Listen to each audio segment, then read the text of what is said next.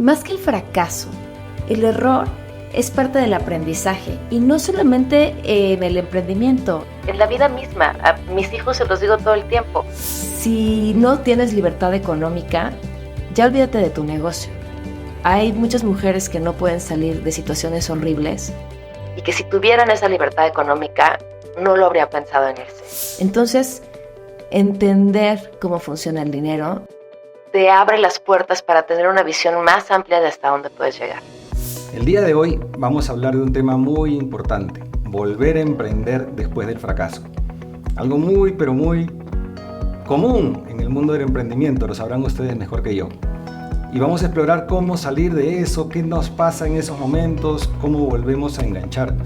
Estaba mirando en las semanas pasadas a una persona que hace muchos TED Talks, que se llama Talit Shannon, y habla de nuestra predisposición al optimismo. Los humanos somos predispuestos a ser optimistas, aunque la realidad empírica nos demuestre que no deberíamos hacer eso e insistimos en hacerlo. Entonces el día de hoy tenemos una invitada súper de lujo para hablar de esto. No se muevan de ahí para que nos acompañen y disfruten de este viaje.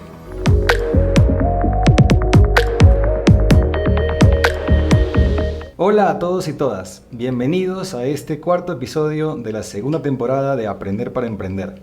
Mi nombre es Oscar Banda y soy el vicepresidente y director general del negocio B2B de AT&T en México.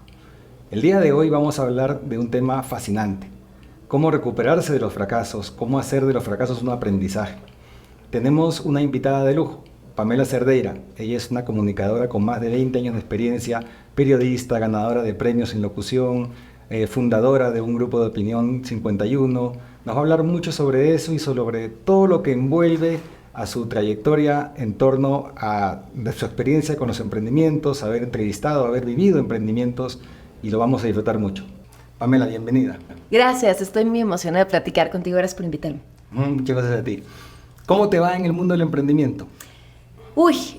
Justo cuando veía que el tema era el fracaso, me preguntaba de cuántos venía, ¿no? De dónde venía. Y me acuerdo que la primera vez que abrí un libro de emprendimiento, lo primero que decía es: vas a fracasar.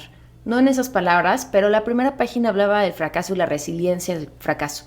Luego agarré otro libro de emprendimiento y lo primero que decía es: tienes que resistir porque seguramente vas a fracasar. Y el tercer libro que abrí sobre emprendimiento decía: vas a fracasar, tienes que resistir, tienes que aguantar. Entonces me parece que todas las personas que emprenden, y seguramente yo no sé o no seré la que tenga más experiencia, pero todas las personas que emprenden y a las que he escuchado y a las que he tenido la oportunidad de entrevistar también, saben que el error, más que el fracaso, el error es parte del aprendizaje, y no solamente en el emprendimiento, en la vida misma. A mis hijos se los digo todo el tiempo: que te equivoques va a ser tu mejor escuela y tu mejor maestro, porque te obliga entonces a no hacer lo mismo, porque sabes que vas a tener el mismo resultado, a preguntarte qué fue lo que falló y a encontrar caminos distintos y nuevos para hacer eso que tanto quieres. Entonces yo creo en el fracaso o en el error como un gran maestro. Pues sí. Si lo miramos desde esa perspectiva de sacar los aprendizajes para que no te vuelva a pasar, ¿no? Esto que comentaba en la introducción, esta científica decía que, por ejemplo, los seres humanos, al casarnos, nos encuestaran a todos y decían: ¿cuál es la probabilidad de que no te mueras casada o de que interrumpas tu matrimonio? Y la respuesta es 0. Nadie se casa diciendo pensando en separarse. Pero luego del divorcio, que es 38% en este momento, a los 38 le preguntas: ¿te vas a volver a casar? Sí. O sea, en el momento del altar que se van a volver a casar o el evento civil. ¿Cuál es la probabilidad de que te vuelvas a divorciar? 0. O sea, no... Insiste. Sí. Yo a mi esposo le dije desde el principio: yo te quiero no para siempre, sino siempre y cuando. Siempre y cuando me sigas respetando, siempre y cuando sigamos teniendo un sueño juntos, siempre y cuando haya estas cosas en la relación. Me parece que es más honesto, pero... en el altar diciendo siempre y cuando, ¿no? Pero sí creo que es cierto, lo del optimismo. También mientras te escuchaba pensaba, pues es que si no somos optimistas, ¿qué razón tendríamos para despertarnos todas las mañanas? Totalmente. Y viendo una entrevista tuya con Juana Ramírez, que estuvo por aquí hace un tiempo, Me quedé pensando yo anoche en eso. O sea, si no eres optimista, ¿cómo enfrentas una enfermedad grave, por ejemplo? Una coyuntura de vida económica muy... nos quedamos sin trabajo todos en casa. ¿Cómo salimos de eso si no tuviéramos optimismo? Entonces somos animales de optimismo. Y en ese contexto, ¿qué has visto tú de herramientas que utilice la gente que ha pasado por estos procesos de aprendizaje para sacar adelante su segundo, tercero, cuarto? De un libro de la radiografía del emprendimiento mexicano, el emprendedor mexicano fracasa o está aprendiendo 4 veces hasta que llega a su negocio que lo hace, bueno, ya se volvió empresario y no sé, lo que quiera. Uh-huh. Platicaba con Denise Pérez, ella tiene una empresa que se llama Fit y se dedica al tema del fitness, del ejercicio. Da clases en línea, entonces no solamente son las clases en línea, sino tiene todo un procedimiento, ¿no? Tú te inscribes, das una cuota mensual y con esa cuota mensual te mandan un plan de entrenamiento que haces a la hora que tú quieres y que sigues desde donde quiera que estés, con o sin equipo, de 20, 40, 60 minutos.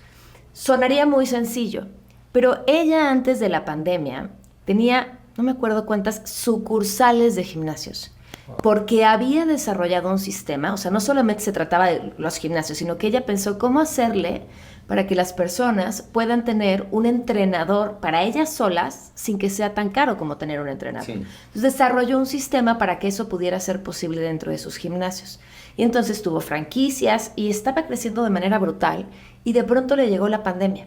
Y ella dice que uno de los momentos más tristes fue cuando tuvo que cerrar. Imagínate decirle adiós a un sueño, no solo un sueño de ese tamaño, sino un sueño que había sido exitoso. Y a partir de ahí, hasta chinita me pongo, generar esa transformación para decir, bueno, hay otro modelo de negocio, hay otra forma de hacer las cosas. Y me contaba lo que ha crecido en un ámbito y lo que ha aprendido en un ámbito que ella ni siquiera se imaginaba que pudiera ser posible. Increíble. Y le está yendo súper bien, me imagino. Sí, y creo que lo platicábamos por aquí antes de empezar a grabar. Creo que hay una cosa muy importante que es reconocer el error o reconocer el fracaso. Y insisto, no es muy distinto que lo que nos sucede en la vida personal. Si tú terminas una relación de pareja y la terminas diciendo, pues es que elegí mal, es que era un patán, es que todo fue su culpa, no aprendiste nada. O no lo admites, ¿no? No aprendiste nada. Si tú terminas una relación y dices, bueno, ¿yo qué hice mal? A lo mejor no elegí el negocio que me apasionaba. A lo mejor no gasté de la forma en la que debería, o a lo mejor no pedí suficiente consejo, o no investigué antes si eso era o no una buena idea y a la gente le iba a gustar. Claro. Es que pienso en lo mismo, parejas o negocios, ¿no? A lo mejor no pedí referencias antes, a lo mejor no le pregunté cuáles eran sus mañas, a lo mejor no me gustaba tanto. Si tú logras hacer preguntas hacia adentro, entonces aprendes y creces. Totalmente. Totalmente. Y hacer creo que puede ser un aprendizaje muy, muy importante y simple para nuestros visitantes al podcast. Hacer la necropsia del error, ¿no? O sea, darse tiempo del duelo, de vivir qué pasó mal. Generalmente, no sé si generalmente, pero he visto muchas veces que ya, fracasó y lo quieres olvidar y pasar a la siguiente página, pero si no te pones a pensar qué hiciste mal, qué referencias no pediste, qué evaluación financiera no hiciste, no puedes corregir lo que no has visto. O sea, la primera parte de arreglar un problema es diagnosticar bien el problema. Exacto. Y me preguntabas al principio cómo me iba a mí en el tema del emprendimiento.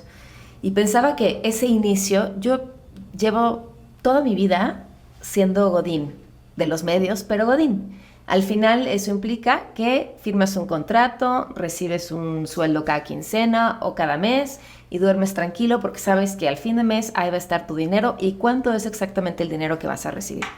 Entonces, el primer paso hacia un camino distinto me lo hizo ver Sofía Macías, que es la autora del Pequeño Cerdo Capitalista, la deberías de invitar. Sí. Porque me decía, tienes que formar tu audiencia. Y eso desde la visión de quienes hemos sido godines toda la vida es muy interesante, porque es decir, cómo esto que hoy tengo lo hago crecer para tener algo que sea mío y que yo me pueda llevar a cualquier lado. Quienes trabajamos en medios de comunicación, sabes que el día siguiente, oye, ya no vengas a trabajar, se acabó el trabajo, y te vas pero sin nada es sin nada, o sea, ni prestaciones, nada. ¿Cómo haces algo que cuando te vayas te puedas ir con ello? Y puede ser desde el aprendizaje que generas, las oportunidades que ves mientras estás trabajando dentro de una empresa, o en el caso de quienes estamos en los medios, ir generando tu propia audiencia y eventualmente encontrar maneras de monetizar o de llevarlas a donde tú te vayas. En el caso de Opinión 51, creo que fue distinto y me parece que debe ser el corazón de muchos emprendimientos. En el caso de Opinión 51, el motivo... Cuéntanos un poquito para los que no conozcan qué Gracias. es Sí. el empoderamiento femenino que trae el movimiento. Con opinión, exacto, porque eso explica no solo qué, sino el para qué, sino el para qué, el por qué y cómo sucedió y sigue funcionando, y eso es bien importante. Y Babel Arroyo, que es una periodista espectacular, hizo un estudio preguntándose, porque además todo nace de una pregunta, ¿no? Desde el por qué aquí no hay esta cosa y cómo lo podría tener. Y ella se pregunta cómo están las mujeres que escriben columnas de opinión. Nos hace una encuesta, se mete a hacer una investigación y encuentra que en los principales diarios había 500 hombres escribiendo columnas de opinión y 50 mujeres. ¿En qué año es esto? En el 2019, 2020 más o menos. Finales del 2019, principios del 2020. Sí, no es tanto. Sí, antes de la pandemia. Pero este dato es brutal. Yo me imagino como si México fuera así, imaginémonos el mapa con lucecitas que prenden de un color para los hombres y de otro color para las mujeres.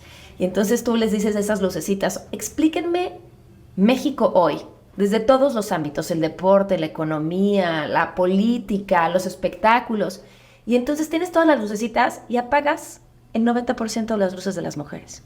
Y solo estás explicando el país en donde somos el 51% con esa perspectiva. El daño es brutal, no solo a quienes nos dedicamos a esto en materia de oportunidades, sino también hacia quienes están leyendo y consumiendo, porque están consumiendo una perspectiva incompleta de lo que somos en el país. Y están insumiendo y asumiendo que eso es correcto. Exacto. Hay un ejemplo que ya me voy a desviar un poquito, pero me parece importante. Yo sí pregunté cuánto tiempo tenía, porque siempre hablo mucho. Tenemos tiempo. Hay una autora que se llama Caroline Criado y dice que, como mucha gente lo ha dicho, que el mundo está creado por y para hombres, ¿no? Y se asume que la mujer es un hombre en muchas cosas. Entonces, algo tan básico como el tamaño del celular. El tamaño del celular está pensado en el tamaño promedio de un hombre. Entonces, para las mujeres es como mucho más difícil utilizarlo con una sola mano por el tamaño que tienen. O los estantes en las casas están diseñados pensados en la estatura promedio de un hombre. Entonces, ¿cuántas de nosotras no estamos? Mi amor, ¿me ayudas a alcanzar? O tenemos que tener una escalerita porque no alcanzamos los estantes. O sea, este tipo de cosas tan básicas, traducidas a seguir hablando de un mundo que solo está hablando desde la perspectiva o pensando que solo lo interpretan, al menos en su mayoría, los hombres. Entonces, esas es un poco las consecuencias, sí, ¿no? Sí. Y a mí esa idea me volaba la cabeza porque yo estaba en ese porcentaje que escribía para un medio de comunicación, que escribía solo como columnista invitada, aunque era muy puntual en mandar mis colaboraciones. O sea, no entrabas en el 10%, estabas fuera del 10%. No, dentro del 10%, okay, 2/3 partes no cobraban por escribir. No estaban respaldadas legalmente por los medios para los que estaban trabajando, porque seguramente estaban como figuras de columnista invitada. Y además de todo esto, nos sentíamos muy agradecidas porque nos permitían escribir en libertad. Qué honor, ¿no? Es sintomático. Yo estaba en esas 2/3 partes. Wow. Ahí cabía. Y pensaba, cuando yo publico en mis redes sociales el enlace a la columna que escribí, mi audiencia me va a seguir. Y el medio lo está monetizando, mucho o poco, o sea, un clic, un Google Ads, lo que sea, y yo no veo nada de esa monetización. Y como yo tenemos audiencias que hemos creado muchos años, que podríamos generar algo nuestro que nos permita generar recursos. Así nace la idea de Opinión 51, que yo imaginaba en un principio algo tan básico como un site con un Google Ads y nos repartimos el Google Ads. Finalmente es algo mucho más complejo. Entonces, somos un medio de comunicación innovador, que yo sepa hasta el momento no he encontrado un medio de comunicación en el que solo escriban mujeres, pero, porque sí han existido medios de solo mujeres a lo largo de la historia, pero un medio de comunicación digital por suscripción, en donde escribamos de columnistas de base, son poco más de 100 columnistas, más las columnistas invitadas, y que tenemos un modelo de negocio que nos permite cada cierto tiempo repartir el dinero entre quienes escriben. Entonces, cobran, sí cobran. Aún no estamos en que a mí me encantaría que pudieran vivir solamente de escribir en Opinión 51, pero estoy segura que ahí llegaremos en algún momento. Entonces, eso es Opinión 51 hacia afuera. Somos un medio por suscripción con unas columnas espectaculares escritas por mujeres brillantes. Oye, pero tengo que interrumpirte. Una pregunta que se me queda aquí. Sí. Los suscriptores, Ajá. ¿qué porcentaje son hombres? No sé en los suscriptores, pero sí sé en audiencia. quienes se meten a la página a leernos. 70% son mujeres. Y esto me parece un dato brutal. Al principio calculábamos que eran 50-50 porque nuestra única referencia eran los mails. Hoy ya San Google nos dijo que son 70%. Y el principal interés de esas mujeres son las noticias. Y esto para mí es sumamente relevante porque durante muchos años trabajé en radio musical y también en televisión. Durante mucho tiempo trabajé en programas de revista. En radio también hice programas de revista. Y yo siempre peleaba porque la información tenía que estar también en esos horarios. Y las respuestas que siempre obtenía era, no, es que es la hora de la señora que va a la escuela a llevar al niño y quiere oír hablar de otros temas. No dudo la importancia de los otros temas, porque pues también somos seres sociales que nos interesa saber de educación y de psicología y de otros temas y que es muy válido. Pero yo insistía, la información también nos interesa y la data que hoy nos da Opinión 51 nos deja claro que es así. O sea, el principal interés de esa audiencia, donde 70% son mujeres, son las noticias. Interesantísimo, interesantísimo, la verdad.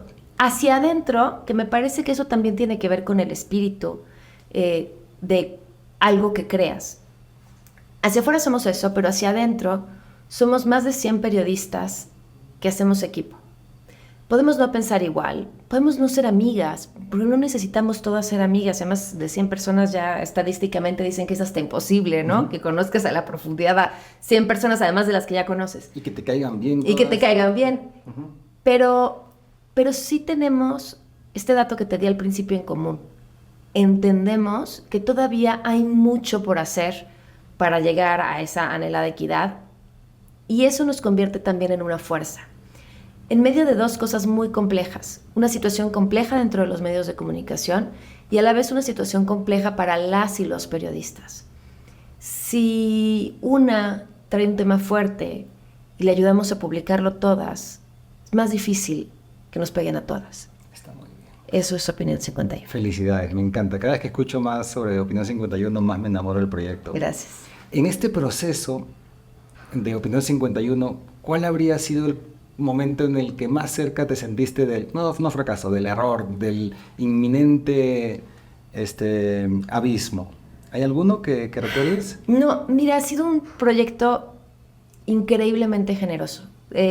Ha sido tan generoso que al principio pensaba, algo no estamos viendo. Algo nos tiene que salir mal, de verdad, algo no estamos viendo. Siempre ha habido errores, claro que ha habido errores y hemos tenido muchísimos errores, pero como te digo, son aprendizajes. De pensar que tendríamos que dejar de existir, no, aún no, y espero que no suceda. Pero creo que eso tiene que ver, en el caso de Opinión, y ahí sí es una situación muy particular, que la fuerza de Opinión, claro que dependemos de las suscripciones, claro que dependemos de los anunciantes, pero de lo que más dependemos son de esas más de 100 mujeres que siguen escribiendo. Uh-huh. Mi audiencia más importante son ellas. Porque si ellas siguen creyendo en el proyecto, entonces todo lo demás puede funcionar. O podemos funcionar sin nada, ¿no? Entonces creo que esa es la clave y lo que haría distinto a Opinión 51. Buenísimo. Te voy a llevar a dos espacios de pregunta distintos. Primero, las mujeres en el emprendimiento, ¿cómo las percibes? Si las percibes diferentes o no. Yo soy enamorado del emprendimiento femenino porque pienso que además en casa traen bastante más, ¿cómo diría? Inercia positiva hacia el hijo, el esposo, o sea, irradian más, es la palabra que quisiera usar. Y la segunda es lo que comentabas al comienzo sobre Opinión 51 y cómo la formaron, a partir de las preguntas. Y esta, Isabela me dijiste, ¿verdad? Ibabel. Ibabel, perdón. Ibabel, cuando preguntó, oye, ¿cuántas son? Y vio una oportunidad, alguien vio la oportunidad de, oye, es un problema, pero lo podemos volver una oportunidad y lo podemos volver un negocio, de la cual todas nos beneficiemos y hagamos bien además. Entonces, ¿cuántas? Y también comentaste algo muy interesante, el diseño de los productos y de la vida, quizá anaqueles, teléfonos, diseñados para biotipos y formas masculinas. ¿Cuántas oportunidades para las emprendedoras y emprendedores están en darse cuenta en esos vacíos que está dejando la inercia de estar sesgados hacia hombres? Ahí hay un montón de negocios que se me pueden venir en flashes, ¿no? Muchísimos, porque estos datos se pueden mover hacia la industria que tú me digas. Trajes espaciales diseñados para cuerpos de hombres. Se pueden trasladar a estudios médicos, donde la mayoría de los estudios se hacen en hombres. Se pueden trasladar a los dummies que se usan en los choques de los coches. Sí, son masculinos. Se puede trasladar hacia donde quieras, pero me parece que también este aumento de las voces de las mujeres y los espacios que estamos ocupando en las distintas industrias está cambiando de cierta forma eso. Y me preguntabas al principio sobre el liderazgo femenino. Más allá de si hay una diferencia o no en un emprendimiento femenino que en un emprendimiento masculino, que me encantaría respondértelo, pero no tengo esa información. Sí he tenido la oportunidad de entrevistar, por ejemplo, a muchas CEOs, y lo que ellas me dicen tiene que ver con la vulnerabilidad.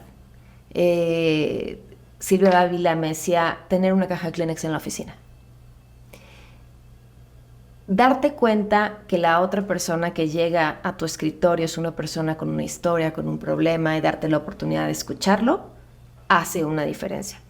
Y creo, tú me sabrás decir mejor, porque, a ver, cuéntame tú por la posición que ocupas, que las soft skills que están tan de moda y que se las están enseñando a las personas en los altos puestos, son generalmente habilidades vinculadas con lo femenino. Sí. Escuchar es vinculado con lo femenino. Reconocer la vulnerabilidad, reconocer el error, ser vulnerables, está relacionado con lo femenino.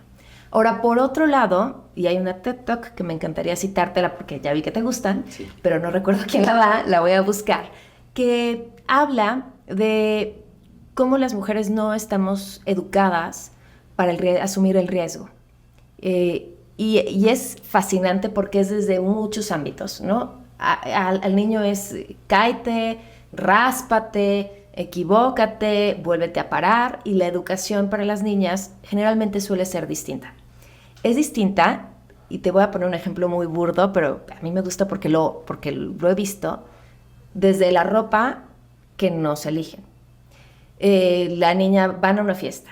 El niño trae pantalones, la niña trae falda. Niña, no te subas al árbol porque se te van a ver los chones. Mi hija más pequeña tenía, pues yo creo que 1 año, 5 meses, ya caminaba, y traía un vestido, se veía monísima, y estaba intentando ponerse de pie. Pero cuando ella se ponía de pie, ponía sus manos en el vestido. O sea, estaba con las manos atrapando el vestido. Entonces intentaba pararse y el vestido la volvía a bajar.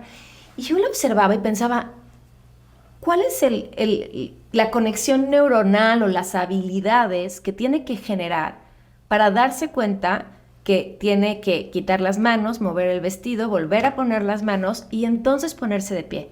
Batalló minutos con eso. Tenía las habilidades físicas para ponerse de pie. Sí, claro. Tenía las habilidades físicas para ponerse de pie. Por supuesto que las tenía. Pero traía la ropa equivocada. Si en ese momento mi hija hubiera estado compitiendo con un niño para ir por una galleta, el niño hubiera ganado. Muy interesante. Esta serie de habilidades que se aprenden y que tienen que ver un poco con el género, cómo nos lo enseñan, creo que también las mujeres podríamos tomar algunas de ellas. Te decía la del riesgo, el que le llaman fake it till you make it, y está comprobado y se ha dicho muchísimas veces, ¿no? Los hombres, si ven una solicitud, no es una solicitud, una oferta de empleo, y cumplen 100% inglés y mastican un 60%, van a decir, pues guay de rito, voy y hago la entrevista. Y las mujeres que a lo mejor tienen un 95% de inglés no se van a presentar a la entrevista, porque no cumplen con el 100%. Y me parece que ahí tenemos mucho que aprender. No se trata de mentir, pero sí se trata de poder asumir riesgos. Claro, eso no quiere decir que no haya mujeres que asuman riesgos, eso no quiere decir que no haya hombres que les dé también el pánico y decidan, o sea, suceden todos. Hablo un poco de la generalidad, sí, y de lo que también nosotras podemos aprender.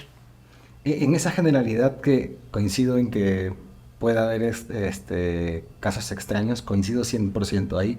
Hay bastante sesgo de casa, del niño interior y de, quién sabe, antropológicamente inclusive. O sea, el hombre cazador y la mujer se quedaba en la casa. Y creo que todo eso está en nuestra herencia genética y hay que desempolvarlo. Y a mí me parece, yo siempre hablo con mis hijos, yo tengo 2 hijos hombres, me hubiera encantado tener hijas mujeres, pero no se dio. Y les hablo mucho sobre qué importante el momento, le llamo momento aunque empezó hace muchos años, pero la aceleración que estoy viendo de cómo las mujeres están recuperando el espacio que se merecen es impresionante y es para aplaudir los pequeños pasos que cada día se ven más rápidos. Y a algunos hombres les duele más, porque sientes que un metro suyo es un metro tuyo menos y no se dan cuenta que juntos han avanzado 5.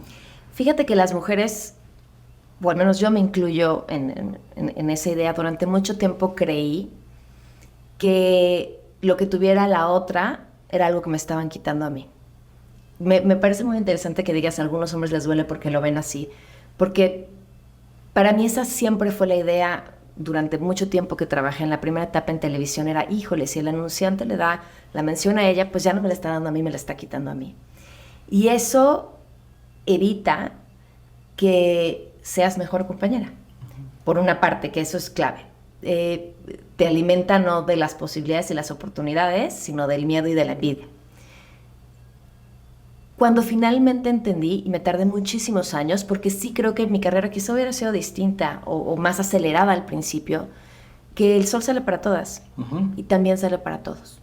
Y también es súper importante, tú que tienes hijos, yo también tengo un hijo, comunicar que este espacio nuevo, no nuevo, bien lo decías, viene desde hace muchos años, pero que hoy parece mucho más visible, o es, vaya, tenemos por primera vez en la historia una mujer presidenta, ¿no? O sea, qué mejor ejemplo de eso. Claro. Busca también un mejor espacio para ellos. El mandato de los hombres es súper gacho con ustedes. Mira, si yo dejo descuidados a mis hijos y me la paso de borracha, no dejo de ser mujer. Puedo ser una mala mujer, una mala madre, pero no dejo de ser mujer. Si el hombre deja de ser proveedor, sí es menos hombre. O sea, no lo es, pero la construcción social es esa. Si tiene muchas amigas, es menos hombre. Si se comporta de cierta manera o si le gustan ciertas cosas, es menos hombre. O sea, ese mandato con ustedes de ir perdiendo el ser hombre es brutal en un montón de sentidos. Y lo reclamamos, parece, ¿no? Parece que lo exigiéramos, déjame a mí cargar con todo el peso, pero bueno, estamos asistiendo, creo yo, estoy súper orgulloso y con mis hijos estoy feliz de la vida de que lo estén viviendo también en la escuela. O sea, ya en todos los ámbitos en donde yo veo a mi niño y veo a mis hijos y digo, qué maravilla haber intercambiado ese rol, haber cedido ese rol, en todo lo que puede haber de liderazgo y de éxito compartido. Cuéntame un poco, Pamela, si tuvieras, ¿cuál es el negocio soñado, el emprendimiento soñado que no has puesto, que no has iniciado? Es que es Opinión 51. Ese es. Sí. En algún momento... ¿Y cómo va a ser más grande? Perdóname que te interrumpí. El soñado, o sea, lo que aún no es Opinión 51, contestando un poco como político, pero contestando tu pregunta, es internacionalizar Opinión 51. porque si en México hemos logrado construir hacia adentro esta red tan poderosa, imagínate lo que podríamos conseguir para todas si fuera una red que estuviera en cada país. Maravilloso. ¿Y cómo fue para... Mucho de lo que hablamos en este podcast es que yo estudié administración de empresas y contabilidad, le sé a los numeritos y al business plan, exijo en eso, quizá no soy bueno en lo otro, pero la mayoría de empresarios nacen a partir del oficio y la especialidad, como es tu caso, y luego lo llevan a la empresa, pero cuando llegan a la empresa dicen, uy, yo no me sé esta parte fiscal, tributaria o de costos o de... no lo sé. ¿Cómo fue para ustedes desde el periodismo? Me imagino muchas periodistas y pocos administradores. Nos dedicamos a esto porque no nos gustan los números. ¿Cómo le entraron a un mundo que requiere números? Pues mira, yo hoy estoy tomando un curso de finanzas. Evidentemente con un equipo que sabe hacerlo, pero y tratándole de entender, y me ha costado muchísimo trabajo, pero hoy estoy haciendo un diploma en finanzas y estoy leyendo sobre el tema porque es importante saberlo. Carla Berman me decía, mi hija mayor se dedica al teatro musical, es actriz de teatro musical.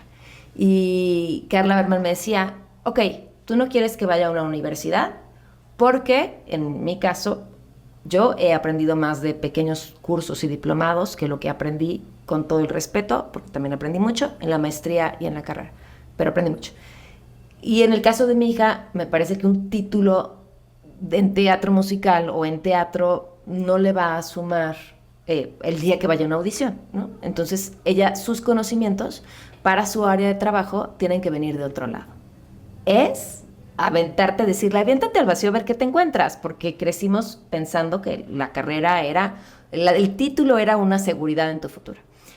Y Carla Berman me decía, estoy de acuerdo con esto, pero sí dile que haga este curso de finanzas, que es el que estoy haciendo yo, porque fue así de, creo que la que lo necesita ahorita soy yo. Y entendiéndolo y viéndolo, me parece importante, porque, y si no, échense los libros de Sofía Macías, porque la libertad económica es esa habitación propia. Si tienes libertad económica, puedes tener tiempo para pensar en cómo crecer tu negocio, en ser mucho más estratégica. Si no tienes libertad económica, ya olvídate de tu negocio. Hay muchas mujeres que no pueden salir de situaciones horribles y que si tuvieran esa libertad económica, no lo habrían pensado en irse. Entonces, entender cómo funciona el dinero te abre las puertas para tener una visión más amplia de hasta dónde puedes llegar. Súper importante, y sobre todo para los que nos escuchan y nos ven, del mensaje de cómo se puede crecer, pero no sé si llamarle techo de cristal, pero aparece una variable en la que le fallé por esto que no sabía, y es también algo superable. No hay que entrar todos a la carrera, ni la maestría, ni la desesperación, ni contratar gente que tenga esto. Nos da un ejemplo, Pamela, de cómo se mete ella a un curso y esta te sientes más sólida con lo que estás en el día a día. Que saqué 3.5 en mi primer examen. ¿Qué me dices? Bravo. Hablemos del fracaso. Bravo. Pero ahí voy. Bravo, pero bueno, ahí vas a ir poco a poco yendo a darle, pero ya te sientes más cómoda con lo que antes veías en chino y ahora dices, bueno, el interés compuesto, el simple, las tasas y lo que sea. Ya no he llegado a esa parte, pero sí, por lo menos la balanza, ¿no? Bueno, sí. Sí, me ha permitido, llevo muy poco, pero me ha permitido eso y la paciencia de Ana Sares, que me ha enseñado mucho en la práctica, entenderlo desde otro lugar. Qué interesante. Tú tienes un podcast que le recomiendo a todo el mundo que se llama ¿Cuál es tu juego? Uh-huh. Que me da un pavor porque los invitados juegan Jenga al momento en que están respondiendo. Y mi cerebro autista, que está concentrado en una tarea a la vez, se vuelve loco y no sé. Yo estoy mirando cómo juegan y mirando y escuchando cómo responden y me genera mucha ansiedad. Cuéntanos sobre las experiencias que te genera ¿Cuál es tu juego? Eso me han dicho muchas personas que les da ansiedad que estén haciendo dos cosas a la vez. Es a propósito. Porque cuando tú estás jugando, es mi teoría, no hay un dato científico para ello. Cuando tú estás jugando, al estar concentrado en el juego, siento que bajas un poco las defensas y contestas desde otro lugar, con mucha más libertad. Y también cuando ves a las personas jugar, ves cosas de su personalidad que quizá de otra forma no sabrías. Quién es temeroso, quién es más competitivo, quién tiene miedo a perder, quién es agresivo. Me pasó con un invitado, que ahorita no me acuerdo el nombre porque tengo problemas con los nombres, pero que me dicen, solo tiene media hora para la entrevista. Y me interesaba muchísimo entrevistarlo a él, porque, bueno, a todos los que han estado, pero a él en especial, porque es un divulgador de la ciencia y un científico espectacular. Y entonces, pues empezamos a jugar Jenga. Yo vi que ya había pasado la media hora y le dije, bueno, pues muchas gracias. Y me dice, no, ¿cómo? No vamos a dejar esto así. Claro, eso te habla de una personalidad. Entonces, seguimos jugando Jenga. Yo hubo un momento que ya no tenía que preguntarle, y mira que lo admiro muchísimo, ya no tenía que preguntarle porque ya nos habíamos extendido 1 hora de entrevista más o menos. No se cayó la torre. Se nos acabó el juego. Ah, bueno, porque lo acordaron. Hicimos 52 pisos. No. Bueno, seguimos hablando hasta que ya no había piezas por sacar. O sea, si sacabas alguna de las piezas que quedaban, evidentemente se iba a caer porque ya no había piezas por sacar. Nos acabamos el juego. Entonces, eso es lo que te permite. ¿Y cuál es tu juego? También me ha permitido vivirlo desde el emprendimiento. Por primera vez en esta temporada logré tener un cliente que confiara, una clienta además que confiara en nosotros, y digo nosotros porque somos todo un equipo, y para quienes somos godines de los medios, eso resulta también muy interesante, que hay otra forma en la que puedes hacer las cosas. Requiere de otros talentos, requiere del impulso de tu equipo, que se la rifen para que logremos sacar adelante un proyecto que pues termine siendo un proyecto personal, pero al final vale la pena. Buenísimo, Pamela. Yo me voy a quedar con ese 3.5, que creo que resume súper bien o integra súper bien todo lo que hemos hablado, porque integra tu resiliencia a decir, le voy a aprender de esto que no le sé, tomarlo como un aprendizaje, no como un fracaso, por supuesto, y cómo complementas una profesión de periodista, además en algo tan magnífico como llenar un vacío en la información, en la difusión de medios y en el periodismo femenino, que es al final del día de lo que venimos a hablar hoy día, de cómo juntas las piezas que tienes. Todos los días tenemos un nuevo set de piezas para jugar un nuevo juego, todos los días, y si están medio malitas, pues ¿cómo las haces? Yo por eso antes decía, somos lo que hacemos con lo que hicieron de nosotros. No puedes cambiar lo que te han dado. El set de piezas es el que tienes y lo vas complementando, y si te equivocas, pues lo vas corrigiendo. Entonces, el 3.5 yo te felicitaba porque me parece que resume e integra, me quedé con la idea de cómo vamos a mejorar a partir de algo que no salió como hubiéramos esperado, pero con la ansiedad con la ilusión de que esto va a mejorar. Dijiste, somos lo que hacemos con lo que dejaron de nosotros. Con lo que hicieron de nosotros. Con lo que hicieron de nosotros. Y yo te lo cambiaría más bien, lo tenía en la cabeza. Somos lo que decidimos ser con lo que tenemos, con lo que podemos adquirir. Está lindo también. Pamela, ¿algo final para dejarles a nuestros Sí, que se suscriban a Opinión 51. Estoy de acuerdo, voy a ir primero yo. Perfecto, y muchas gracias por invitarme. Muchas gracias. Ha sido un capítulo maravilloso, yo me lo he pasado increíble, seguramente que ustedes también. Vamos a dejar que Pamela nos cuente en qué otras redes la pueden ver, la pueden seguir. Gracias, Oscar. @Pam Cerdeira en todas las redes sociales, y en YouTube mi canal lo encuentran como Pamela Cerdeira. Genial. De nuestro lado, los invitamos a que nos sigan viendo en YouTube, en LinkedIn y hasta Spotify, y que nos sigan acompañando en estas aventuras para aprender a emprender. Muchas gracias.